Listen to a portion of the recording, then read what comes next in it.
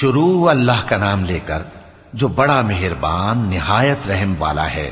اے نبی، ہم نے تم کو فتح دی، فتح بھی کھلی اور واضح، تاکہ اللہ تمہاری اگلی اور پچھلی کوتاہیاں بخش دے اور تم پر اپنی نعمت پوری کر دے اور تم کو سیدھے رستے چلاتا رہے، اور تاکہ اللہ تمہاری بھرپور مدد کرے۔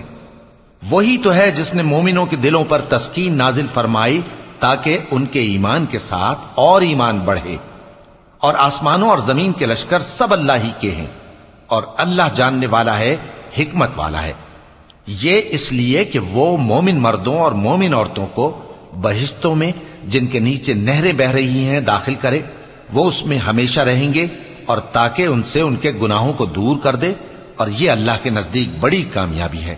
اور اس لیے کہ منافق مردوں اور منافق عورتوں اور مشرک مردوں اور مشرک عورتوں کو جو اللہ کے بارے میں برے برے خیال رکھتے ہیں عذاب دے، انہی پر برے حادثے واقع ہوں، اور اللہ ان پر غصے ہوا اور ان پر لعنت کی اور ان کے لیے دوزخ تیار کی، اور وہ بری جگہ ہے۔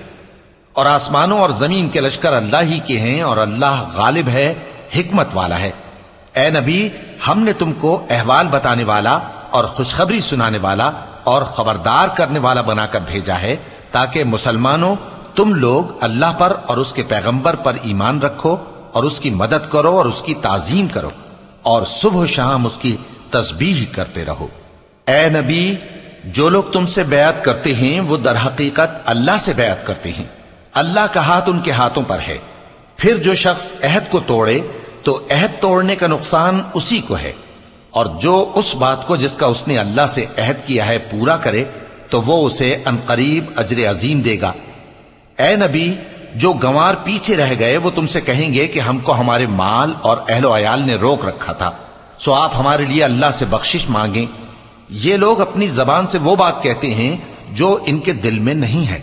کہہ دو کہ اگر اللہ تم لوگوں کو نقصان پہنچانا چاہے یا تمہیں فائدہ پہنچانے کا ارادہ فرمائے تو کون ہے جو اس کے سامنے تمہارے لیے کسی بات کا کچھ اختیار رکھے؟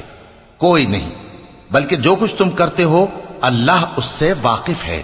بات یہ ہے کہ تم لوگ یہ سمجھ بیٹھے تھے کہ پیغمبر اور مومن اپنے اہل و عیال میں کبھی لوٹ کر آنے ہی کے نہیں، اور یہی بات تمہارے دلوں کو اچھی معلوم ہوئی اور اسی وجہ سے تم نے برے برے خیال کیے، اور آخر کار تم ہلاکت میں پڑ گئے۔ اور جو شخص اللہ پر اور اس کے پیغمبر پر ایمان نہ لائے تو ہم نے ایسے کافروں کے لیے آگ تیار کر رکھی ہے، اور آسمانوں اور زمین کی حکومت اللہ ہی کی ہے، وہ جسے چاہے بخشے اور جسے چاہے سزا دے، اور اللہ بخشنے والا ہے، مہربان ہے۔ جب تم لوگ مال غنیمت لینے چلو گے تو جو لوگ پیچھے رہ گئے تھے وہ کہیں گے ہمیں بھی اجازت دیجئے کہ آپ کے ساتھ چلیں۔ یہ چاہتے ہیں کہ اللہ کے قول کو بدل دیں۔ کہہ دو کہ تم ہرگز ہمارے ساتھ نہیں چل سکتے، اسی طرح اللہ نے پہلے سے فرما دیا ہے۔ پھر کہیں گے نہیں، تم تو ہم سے حسد کرتے ہو۔ بات یہ ہے کہ یہ لوگ سمجھتے ہی نہیں مگر بہت کم۔ اے نبی، جو گنوار پیچھے رہ گئے تھے ان سے کہہ دو کہ تم جلد ایک سخت جنگجو قوم کے ساتھ جنگ کے لیے بلائے جاؤ گے، ان سے تم یا تو جنگ کرتے رہو گے یا وہ ہار مان لیں گے۔ اگر تم حکم مانو گے تو اللہ تم کو اچھا بدلہ دے گا، اور اگر منہ پھیر لو گے جیسے پہلی دفعہ پھیرا تھا تو وہ تم کو بڑی تکلیف کی سزا دے گا۔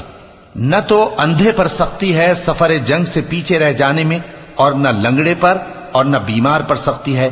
اور جو شخص اللہ اور اس کے پیغمبر کے فرمان پر چلے گا اللہ اس کو بہشتوں میں داخل کرے گا جن کے نیچے نہریں بہ رہی ہیں، اور جو روح گردانی کرے گا وہ اسے دردناک عذاب دے گا۔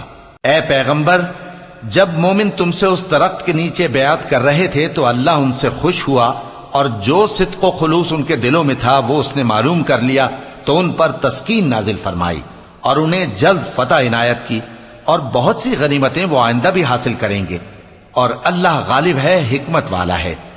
اللہ نے تم سے بہت سی غنیمتوں کا وعدہ فرمایا ہے کہ تم ان کو حاصل کرو گے، پھر اس نے یہ غنیمت تمہیں جلدی سے دلوا دی اور لوگوں کے ہاتھ تم سے روک دیے۔ غرض یہ تھی کہ یہ مومنوں کے لیے اللہ کی قدرت کا نمونہ بن جائے اور وہ تم کو سیدھے رستے پر چلائے۔ اور کچھ اور غنیمتیں دے گا جن پر تم قدرت نہیں رکھتے، اور وہ اللہ ہی کی قدرت میں ہیں، اور اللہ ہر چیز پر قادر ہے۔ اور اگر تم سے کافر لڑتے تو وہ پیٹ پھیر کر بھاگ جاتے، پھر وہ کسی کو نہ دوست پاتے اور نہ مددگار۔ یہی اللہ کی عادت ہے جو پہلے سے چلی آتی ہے، اور تم اللہ کی عادت میں کبھی تبدیلی نہ پاؤ گے۔ اور وہی تو ہے جس نے تم کو ان کافروں پر فتح یاب کرنے کے بعد سرحد مکہ میں ان کے ہاتھ تم سے اور تمہارے ہاتھ ان سے روک دیے، اور جو کچھ تم کرتے ہو اللہ اس کو دیکھ رہا ہے۔ یہ وہی لوگ ہیں جنہوں نے کفر کیا اور تم کو مسجد حرام سے روک دیا، اور قربانیوں کو بھی کہ اپنی جگہ پہنچنے سے رکی رہیں۔ اور اگر ایسے مسلمان مرد اور مسلمان عورتیں نہ ہوتی جن کو تم جانتے نہ تھے کہ اگر تم ان کو پامال کر دیتے تو تم کو ان کی طرف سے بے خبری میں نقصان پہنچ جاتا، تو بھی تمہارے ہاتھ فتح رہتی، مگر تاخیر اس لیے ہوئی کہ اللہ اپنی رحمت میں جس کو چاہے داخل کر لے۔ اور اگر دونوں فریق الگ الگ ہو جاتے تو جو ان میں کافر تھے ان کو ہم دکھ دینے والا عذاب دیتے۔ جب کافروں نے اپنے دلوں میں ضد کی، اور ضد بھی جاہلیت کی، تو اللہ نے اپنے پیغمبر اور مومنوں پر اپنی طرف سے تسکین نازل فرمائی اور ان کو پرہیزگاری کی بات پر قائم رکھا، اور وہ اسی کے مستحق اور اہل تھے، اور اللہ ہر چیز سے خبردار ہے۔ بے شک اللہ نے اپنے پیغمبر کو سچا اور صحیح خواب دکھایا تھا کہ تم انشاءاللہ مسجد حرام میں اپنے سر منڈوا کر یا اپنے بال ترشوا کر امن و امان سے داخل ہوگے اور کسی طرح کا خوف نہ کرو گے۔ جو بات تم نہیں جانتے تھے اللہ کو معلوم تھی، سو اس نے اس سے پہلے ہی جلد ایک فتح عطا فرمائی۔ وہی تو ہے جس نے اپنے پیغمبر کو ہدایت کی کتاب اور دین حق دے کر بھیجا تاکہ اس کو تمام دینوں پر غالب کرے، اور حق ثابت کرنے کے لیے اللہ ہی کافی ہے۔